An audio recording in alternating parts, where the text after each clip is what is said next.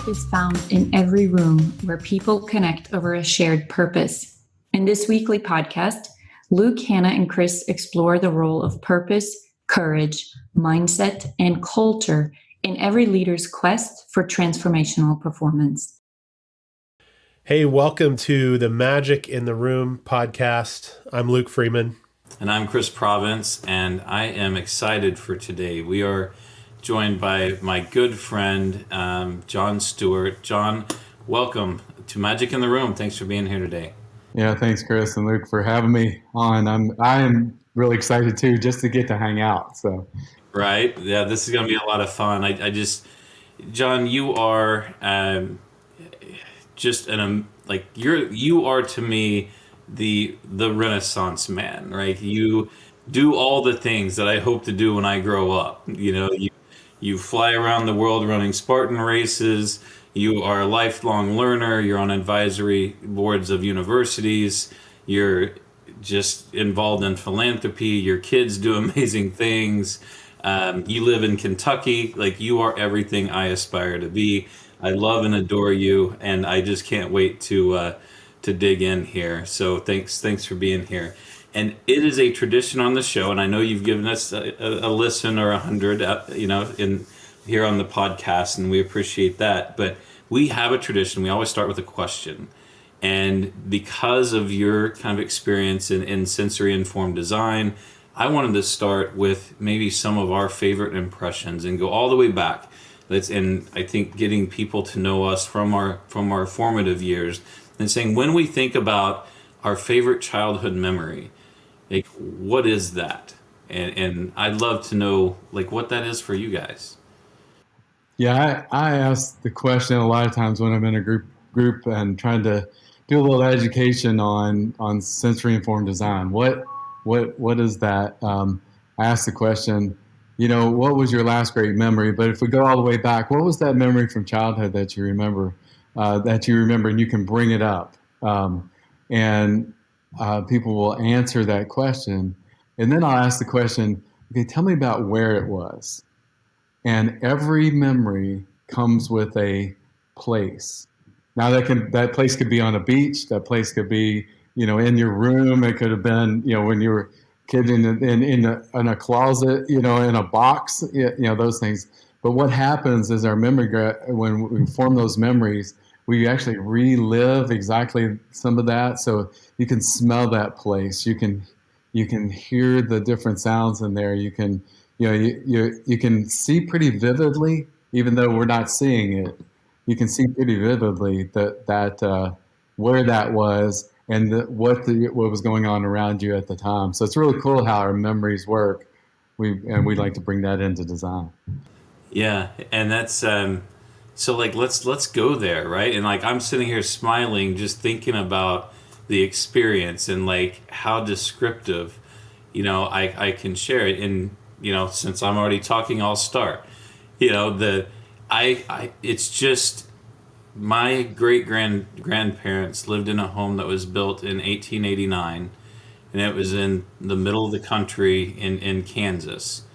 And, it was hundreds of acres, a watershed, in just spending the time there. And my favorite would be like September, October. So you had this chill, and they were drafty. This place still had an outhouse, and waking up in the morning under this heavy handmade quilt and this big brass feather bed.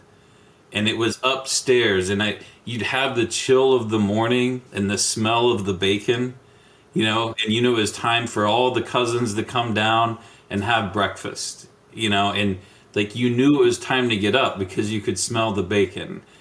And you got out, and it was the chill of the air, and you stepped on that first wooden step, and the way everyone pounded and creaked. There'd be the pound and then the creak of every footstep going down the stairs for all 13 kids that were piling down to eat.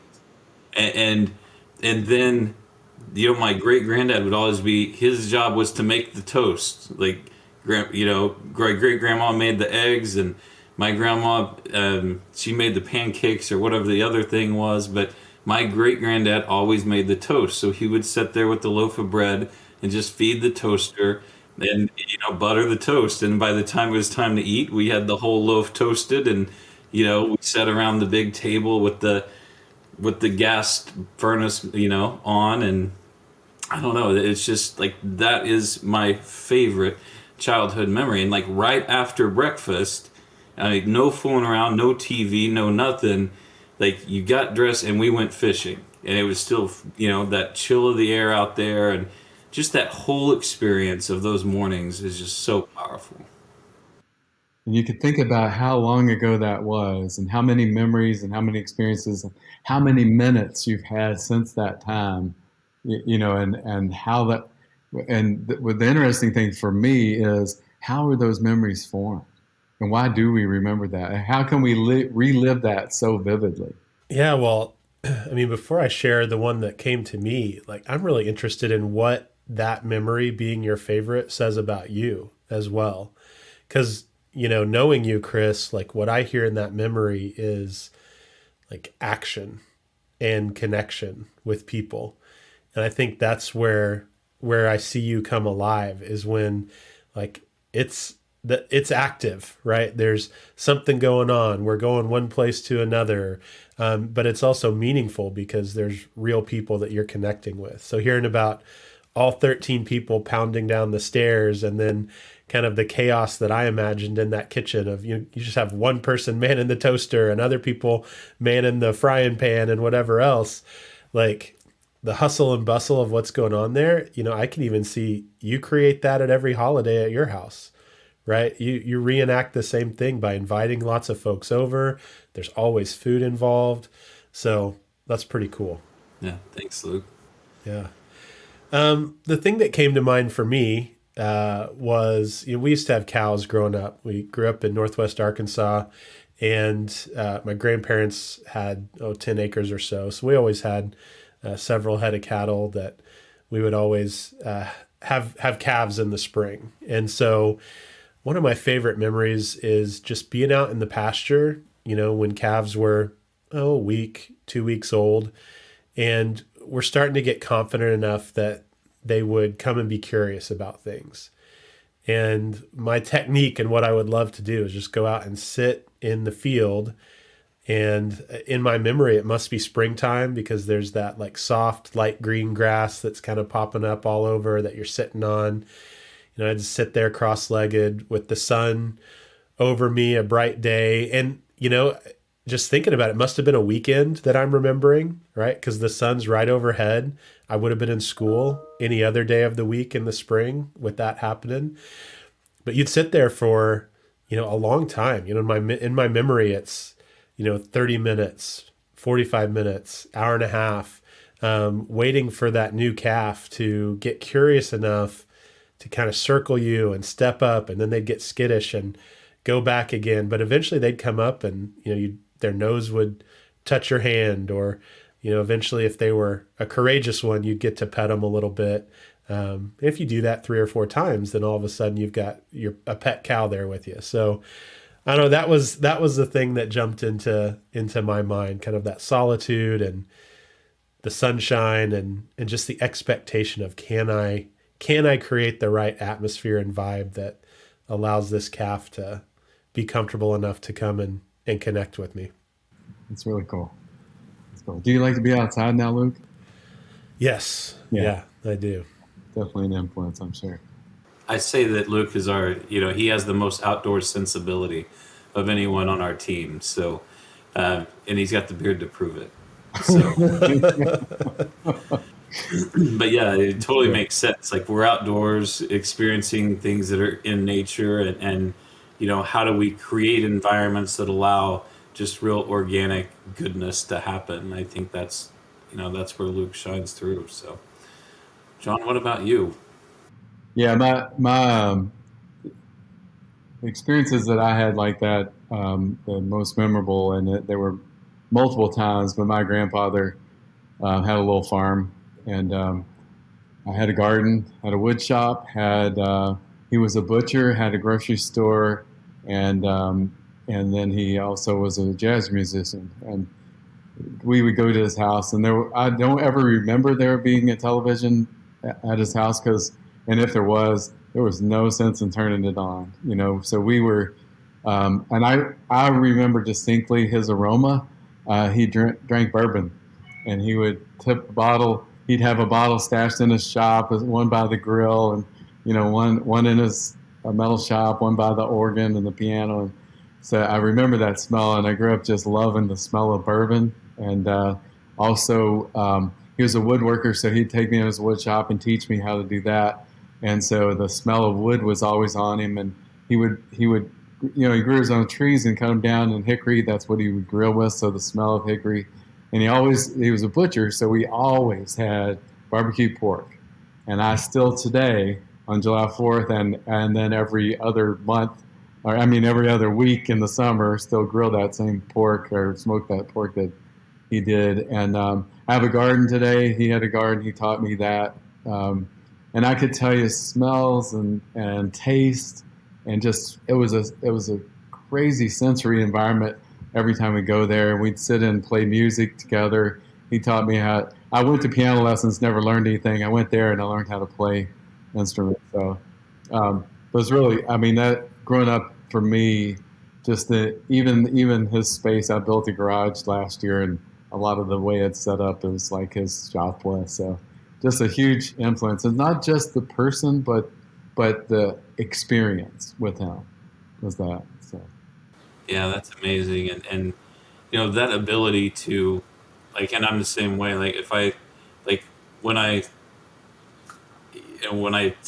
take a sniff of bourbon, or I walk a shed row at a racetrack, like, it's more than like what's happening in that minute, right? It's all the things that I've ever experienced, and who, like, man, that sensory experience ties me to those people, even if they're not here anymore. And it gives me something to share with my family, right? Like, this is the same experiences, so I'm passionate about it. And I want them to carry those memories forward, the same ones that I shared with, my grandparents. it's cool to hear your kids talk about the things they remember. Like what they look forward to. Like I remember those when with my grandparents or parents. So it's cool to see that. Now, John, you have kids, right? So, what age are your children now? So I have a 17-year-old who is in college right now. I have a boy. I have another son who is near Miami, Florida, and he's in his mid-20s. I have a daughter who is in San Diego in the Marine Corps, and she's 30. I don't get my kids' ages right. I have to look at, do the math. So no, she was born in 1989, and the other one's born in 1988, and she's a nurse in San Diego. So 4 kids, and I have one, two, three, four grandkids, and one on the way. Oh, that's awesome! Congratulations. That's a couple of things to just, you kind of skimmed over the fact that your 17-year-old son is already at university. Like, how long has he been doing university, though, John Stewart? Well, he's been in high school. His first year of high school, he took all the advanced classes and scored pretty well in some of the. He wanted to take some of those placement tests really early, and so he did that and scored well. And then he said, "I want to do it again. I want to get a better score." So he has some perfect scores in math. He's a mathematician, and just got into a program at the Western Kentucky University this past year that pretty competitive, but just he's a smart kid and is loving being at college away from home. I love that all of my kids have felt that independence. They don't need to be sitting at home. They need to go live life. Well, and you got him from Miami, Florida, all the way to San Diego. So, I mean, one, you've got really nice places to go when you need to get out of the winter cold of Kentucky. But it seems like we've known each other, I think, 7 years now. I think we met first in 2014, and like full disclosure, like we're business partners. We do life together in a lot of ways. So, but it seems like your son's been going to university since I've known you, like the summer camps, and I'm like, this kid's going to graduate before I do. So yeah, so it's like I know that they get that inspiration, and from you being a lifetime learner, and I want to scratch the surface on that in a moment because I know you've evolved your business a lot of ways, but you kind of scathed over this other one too, like, oh yeah, my daughter's in the Marine Corps. Like that is not a typical experience, right? So can you share with us like what it's like to not just be a military parent, right? But what is it like to be the parent of a daughter that's in the Marine Corps? Yeah, yeah. It's funny you asked that question. That my dad passed away a couple of days ago, and she is. We're trying to get her home today so she could be here. She wanted to be here, and one of the Red Cross is the way you communicate, and the way I had to ask for that permission for her to get leave. And so it's not like you can just call them up and say, "Hey, can you take off work for 3 days for bereavement?" It's different. And so she has three little daughters. Her fiance is deployed right now, and so just I get into her life a little bit and understand the difficulties of my little girl, who is actually for fun she's a black belt martial arts instructor in the Marine Corps. So my little girl is that. But it's I take a lot of pride that she is in the Marine Corps. I think some people get sick of me talking about my kids, and but really proud of her. I can remember the day we were sitting on her bed, and she wanted to go to New York University, and we were planning a trip. And I said, it's really competitive, so let's look at some other universities. And she said, Dad, what I really want to do. And she handed me this pamphlet, and it was a Marine Corps pamphlet. And I said, are you sure? And she said, I knew you'd ask that question. And she said, and I asked, well, just tell me why. So she hands me a piece of paper and she had typewritten out her reasons. And the first one was, I love my family, I love this country, and I'm willing to die for both. This is a 17-year-old young lady that's saying that. So, and then the other 9 reasons that she had typed out, it was really hard for me to say anything else, but I support you completely. And just one last quick story about her.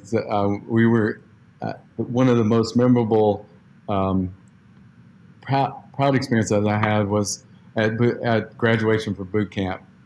Marine Corps boot camp, they have something called the Crucible, and it's no man left behind or woman left behind, and it's this grueling thing that they do.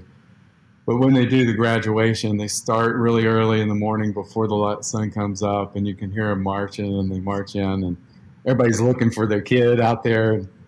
Well, they went through graduation, and just her and I are together walking back to her barracks to get her stuff. And I said, so, hey, Leah, what was it really like being at boot camp? And she said, well, Dad, without a beat, Dad, it wasn't much different than living at home. And I said, well, what exactly does that mean? She said, you keep your head down, you do as you're told, and you make it through it really well. So she's done really well. She's a staff sergeant now. She was enlisted, so staff sergeant. She's been deployed a number of times and been in Afghanistan. And so being a parent with a daughter who is in Afghanistan, and we had her first daughter when she was 4 came and lived with us for a year while she was there, and we would get on a FaceTime call with her, and she was like, Mommy, why are you carrying your gun? That kind of thing. So it's a different experience. It really is. But I am proud. And I got to pin her on the day she became a staff sergeant, which was another. Man, how amazing. How amazing is that? And thank you so much for just like taking us into that. And because I don't know if I'll ever get to experience that or not. But to be close to someone that does experience that is meaningful. And, it also like just so much gratitude for the people that serve in our armed services, civil servants, and but also understand like it's really a family deal. To think about, her fiance's deployed, she's got the 3 kids at home, and now or she deploys, and the rest of the family has to step in and provide care, and just like that whole dynamic, and how many people it really takes to support and just make it happen for one service member. My wife is there, have been watching her kids this week while she is training corporals right now. So it is a family deal. Right. Yeah. Just powerful stuff. And so give us a rundown. What's your other boy up to down in Miami? He is an aspiring actor, so he is trying to get gigs and do that. His wife has got a good stable job, so allows him to go do a commercial or do that stuff. He actually would like to be Will Smith one day, and that's his goal and ambition and written down goal. So so somewhat like his dad, he wants to. But he is. I just talked to him 2 days ago, and he is working towards that goal every day. And he's got a little recording studio he set up in his house, and he's recording some music and things. So he's that kid that is free. He has curly red hair, big red beard, and just living life to its fullest. Just enjoying it, huh? Well, I think we've got a crew going down for Florida Derby on March 27th. So if you're bored and want to go see him, I think we'll all be in Street Park with our friends from Equinedge. So anyway, let me know if you're up for the trip. So let's kind of talk about this idea and of life, like being a lifelong learner. And I know, like, you've been an architect for a long time. I think you've probably been a learner longer than that, and it shows up like in your children and how you approach business. But can you kind of just share with us maybe layering that sense for lifelong learning, and how does that correlate or not correlate to how you've evolved your business over time? Because, like I said, you've been an architect forever, but not always an architect that focuses on sensory-informed design. Yeah, when I was growing up, I was blessed to have parents who let me do, just like, okay, you want to go do that, then go do it. And I failed a lot. I can remember I wanted to build a little fountain and put a solar heater in our backyard when I was 11, and that was kind of before solar was real popular. But I'd read it in Popular Science, so you can put some pipes in a black box and it'll heat up water, thing. And I remember laying some creek rock around it, and I kept mixing the mortar, and I thought, oh, it looks good. I dug the hole and built concrete blocks up and everything. And I'd go out there the next day, and the rock would just fall off, like it was just sitting on sand. And I got my mom to take me to the hardware store again and bought another bag of mortar mix, and I did it again. I thought, there's something I'm doing wrong, because the next day I went out there, and what I realized was I bought cement mix and not mortar mix, and you had to add sand to it, and so it was just powder. It was just mixing up cement. So, but those things, I didn't give up, and I kept trying, and so I would do things like, I want to remodel the basement, and we had this cellar. I called it the basement, but my parents let me at 12 remodel the basement. They bought me my first, or I bought, because I did work some for them and for others on farms, and I bought my first skill saw when I was 12 years old, and thought, man, and today that is still my tool of choice, because I can make anything with a skill saw. And but they allowed me the freedoms to do that. I think today, would I have given a skill saw to my 12-year-old? I don't know. And they have a lot more safety features on them now than when I had it. And so, I started doing that. My grandfather, again, his influence gave me all of his old Popular Science, Popular Mechanics magazines, and I would just read through those, and I saw, okay, a hang glider. I can build a hang glider. Well, the kit was, the plans were, 50 cents back then, and so I would mail in to get the plans, and then I found some tent poles, and I got. My mom was always like, if something disappeared, Johnny has it, is what she would say. But I took some sheets, and I sewed, and I learned to sew really early, and so I made this hang glider, and I took some old horse bridles and saddle straps and made the harness for it, and I go running down the hill. I couldn't get enough lift, so I decided that I would sew a piece of plastic in it so that it would hold the, it's just, life is an experiment too, right? So you fail and you learn from failing. So and then I go running down the hill with it the next time, and I realize I don't really know how to fly it. I didn't read that part. So I get up in the air and I flip over backwards and I come in the house. I'm cut all up, the pole breaks and everything. So, but I've got story after story after story, and those experiences made me want to learn more. And I learned more, and now it's like the brain studies that we do and the neuroscience related to our environments, and that just I guess those experiences that my parents let me plant a garden, and I'll never forget, cabbage didn't come up, didn't understand it. Well, I read the package, and it said plant 1 inch deep, not 1 foot deep, and I had planted the seeds 1 foot deep. I didn't know how deep to plant seeds. I know what I learned there is I need to read the package a little bit better and look at that little mark that said 1 inch instead of a foot. But so they let me have a garden.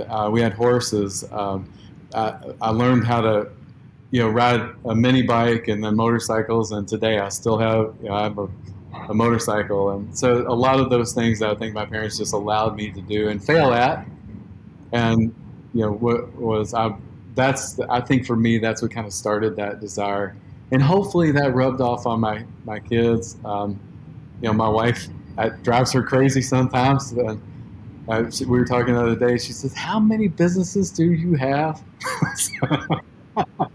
Right? let's John, how many do you have? So let's compare. So active businesses 7, and then 2 I'm trying to just close the books on. So Well, I got a couple to go to catch up. I think maybe I'm at 6. I have no doubt, Chris. I'm one behind you. So I guess if anybody listening has any questions on how to do all the things, right? Make masks and sell fireworks and process manure, or That's right. all these things, right, John? Yes, exactly. Yeah. Yeah. Yes. So it's a lot of fun. And I think that's part of it. There's the element of discovery, I think, is part of that, right? When a person owns 7 businesses, those are all pieces of discovery and learning, and effectively kind of building different hang gliders, right? Yeah. So I'm curious about that because, whether it's stories about having your own skill saw when you're 12, or saying, you know what, I'm going to open up business number 6. I do think that a lot of folks listening might wonder about the balance between predictability, security, certainty, knowing what's coming, and on the other side, kind of freedom, lifelong learning, experimentation. How do you strike that balance, and how do you know when you're too far one way or the other? I think for me, clarity about that question came to me from my mentor and friend, and Chris knows him well as well, Tom O'Donnell. I called him one day and I said, "Tom, I'm just not sure how to decide what to do here." And he goes, "John, ask yourself this question: what's the worst thing that could happen?" And so if I'm on the edge of a cliff, I know the answer to that. But if I'm going to start a business or jump into this, what's the worst thing that can happen? Maybe I lose a little money. I lose my house, but I won't be homeless. So what is the worst thing that can happen? So that question has really stuck with me for years. From that, Tom asked, saying that, and then I'll use that with my wife too. Say, well, I'd really like to do this, and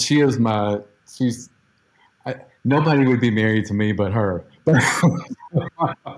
And people look at us and go, "You all are so opposite." I can't believe it. Yeah. But she is really, really good sounding board. And she, I'll say, "What's the worst thing that could happen?" She goes, "We could lose our house." At first is, "Oh, we could lose our house, so what?" But I kind of look at all that stuff too as temporary. That I don't feel like I own anything. I just, and so I've just been blessed and given a lot. And life. One of the things that I wrote about my dad this morning was he taught me a lot of stuff over the years. But I said if I had to pick some of the important things, it was to love God, love people, or love family, love people, work hard. He definitely taught me that, and then give. So those things. Yeah, like give till it hurts, right? I mean, and I think that also informs like that whole idea of what's the worst that can happen. Like give freely. Like nothing bad is going to happen if you give freely. And I want it. Like I love that feeling of what's the number that hurts.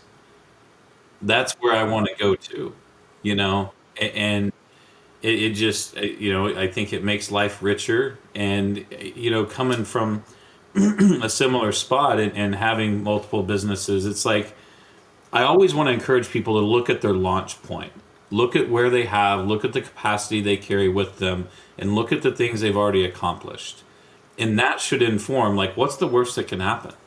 When I left at corporate life, I was a general manager or executive level position. Like I can always go back and do that. Like if this fails, I can always go do that thing. It may not be exactly where I want to do it. It may be a little bit different spot on the map, but my compensation would be roughly the same, and my responsibilities would be roughly the same.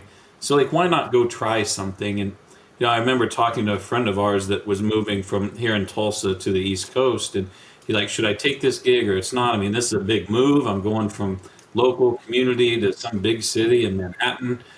And I'm like, you don't have a choice. Like, what's the worst that can happen? Like, you go try it, and if it works out great, it works out great. If not, you can always come back and do what you're doing here. So, like, we can always reestablish where we're at. And just, you know, and that's where, but I don't want to glaze over the idea of temperance, right? Like, we don't operate in excess, but it's about making the sound decisions within the options in front of us. Um, but I know like you've really evolved the business, like the design and architecture business that you've led. It started in one place, and now like you really, it's I would say it's not a very traditional approach now. So can you just give us a little bit about what that transition was, and how you got to what you're doing today? Yeah, real quickly, I have to go back to how did I decide that I wanted to go into architecture. I told you about all my childhood stuff. I built a lot. I was a maker. I used my hands. I worked on farms. I didn't ever sit in the middle of a field of cows, but I was in the field with cows. But and I had great memories there too. But I was that person and I fixed things. And so I went to school, started out in engineering, and realized, I love this stuff, but it's never going to be a passion for me. And so I went into construction technology, went to California, Northern California, went to school there. And my professor one day, and I think it was in a construction management class, he goes, "You should be an architect." And I said, "Wow." He said, "Go to this lecture tonight. There's an architect here." And it was architect Polios Larry, who was kind of a crazy architect, building a big biodome in the middle, or wanted to build a biodome and build a city in the middle of the desert in Phoenix, or north of Phoenix. And so I went and heard him talk, and I thought, that's really cool. You get to make stuff, and you get to design, you get to draw and design and use your brain. And so I went back to him and I said, "Yep, I think I'd like to do that." And he said, "Well, there's some great architecture schools in this country, and one of them happened to be University of Kentucky." So I landed back there, sped my way through a 5-year program in 4 years, and then lived in Venice, Italy, and studied under an architect there, um, and worked with him on some projects, and just realized that this is what I want to do. But I made the models, out of wood for him, and so I still had my hand in the construction side. So when I went to work for a larger firm, because in architecture, you have to work for a firm for 3 years, or another architect for 3 years before you can take the test to get your license. So did my internship, did that, started a business, kind of already had it going. Went back to work for that firm, and then they allowed me to start this company in 1999. And I told them I was going to leave and go do my own design build company, wouldn't compete with them. And I was an executive at the company, Chris, corporate life kind of thing. And but that passion to meet people and be out there, and I'd done that. I had been part of building that company from 20 people to 200, and with 4 offices around the country and doing all that. And I thought, next phase, I want to go build stuff too, So, and they said, we're going to put $100,000 in the bank. Stay here and do that. What a gift that was!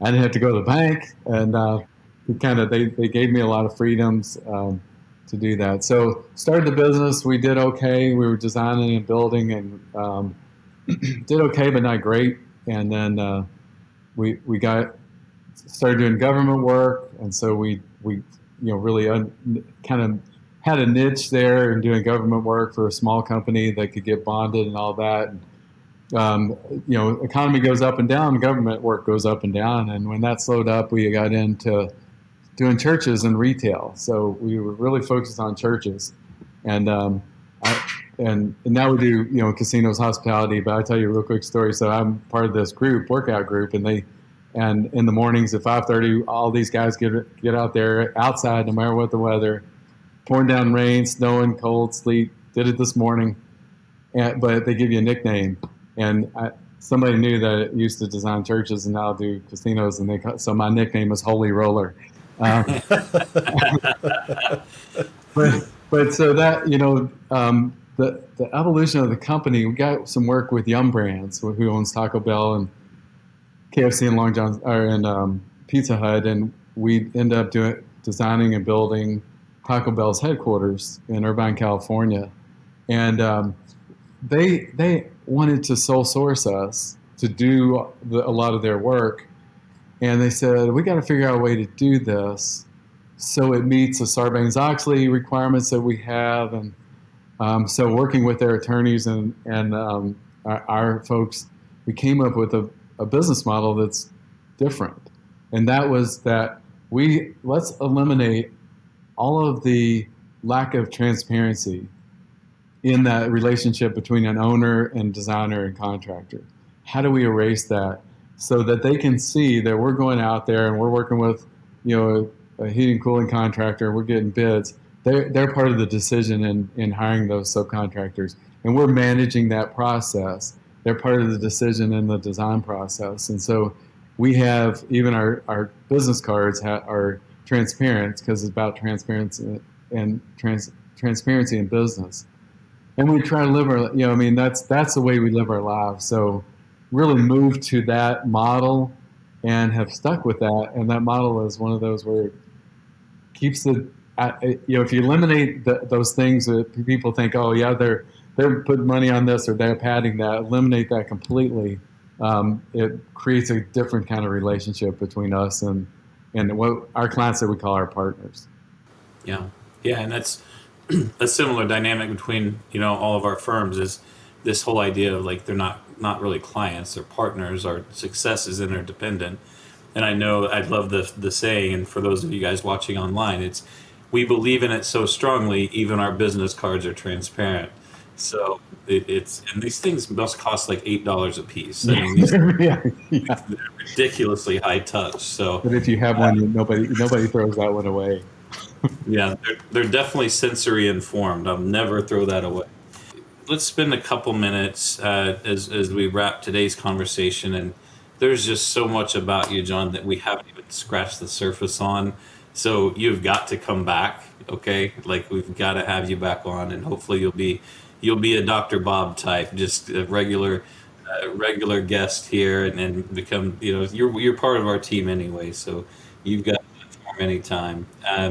But let's talk for a few minutes about sensory informed design, because I know it's very important to you, and it's a huge piece of the design components that you bring to the spaces, whether it's workspaces or hospitality or hotel rooms, whatever that may be. Like, what was that light bulb moment when you're like, hey, this is the thing? And then can you speak to, like, why should it be important to a brand? Yeah, years ago when I was in college, and it has been years ago when I was in college, really started thinking about, what does architecture mean? Why can't anybody just draw a building? And a lot of people think, well, yeah, architects is a necessary evil, but we did.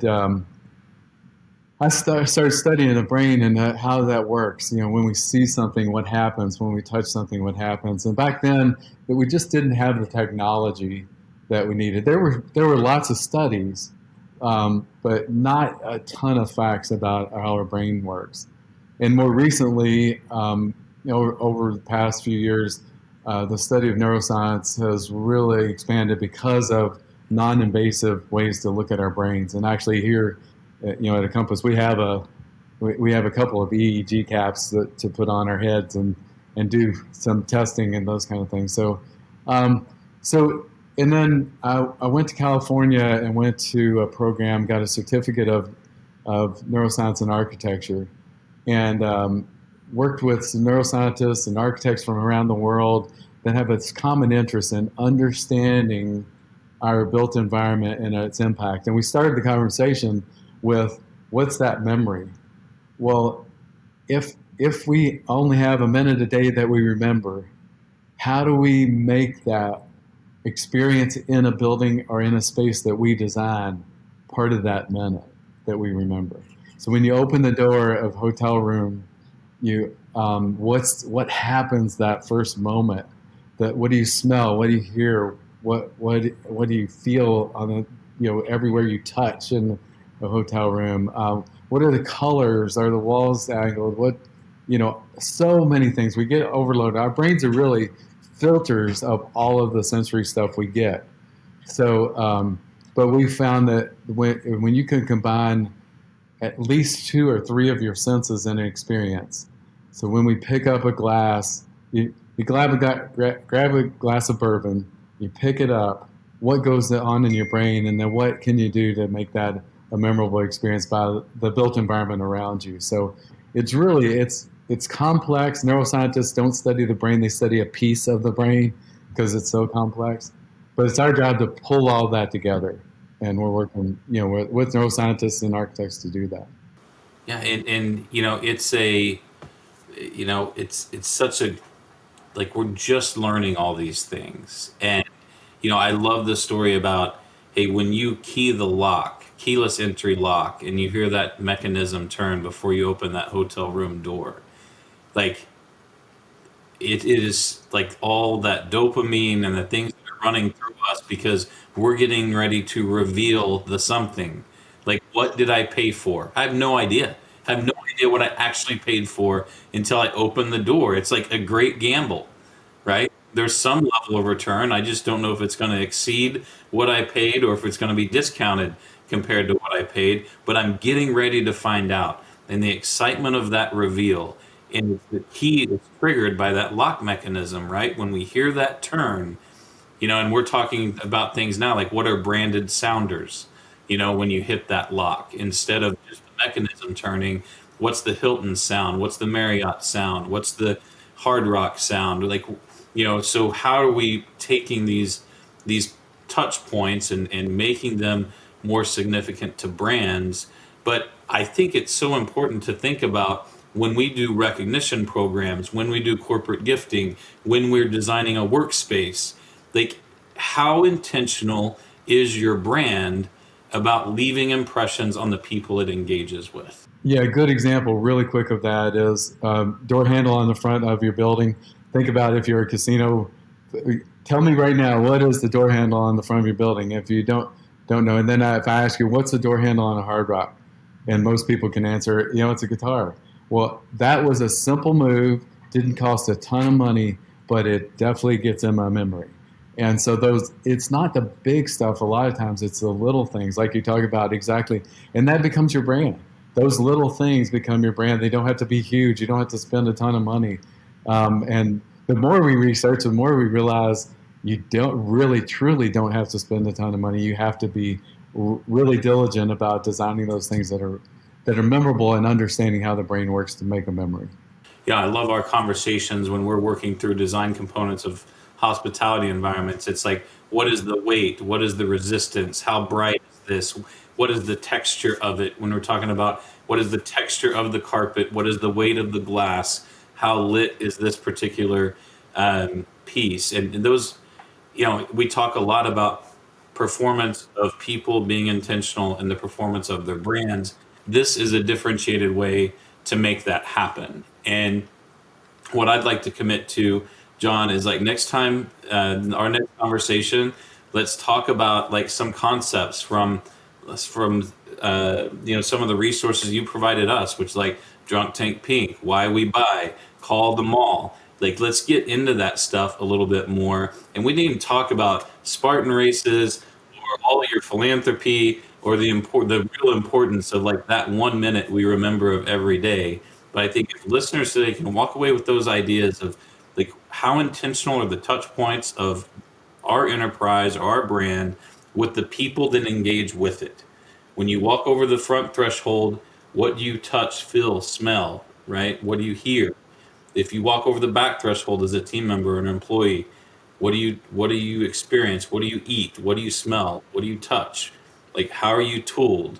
What is the organization of your tool room? Like, all of those things matter. And that's why I admire the work that you do and the level of intentionality you bring to this space. It is amazing. It is amazing to work with you. Thank you for making me aspire to be better and being someone that models the way for my existence. So we'll get back and talk more about this later. But John, like, any final thoughts before we toss it to Luke to sign us out?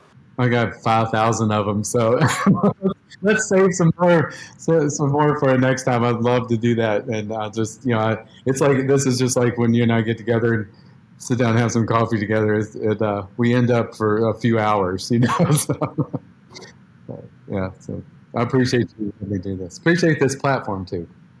Yeah, and I'll just say as a bit of testimony, I mean, I think about the conversation we've had as if anyone listens to this, they should automatically know, man, I want to hear what John has to say. And wow, there's this whole other world of thinking about how we interact with brands that maybe we hadn't even thought about.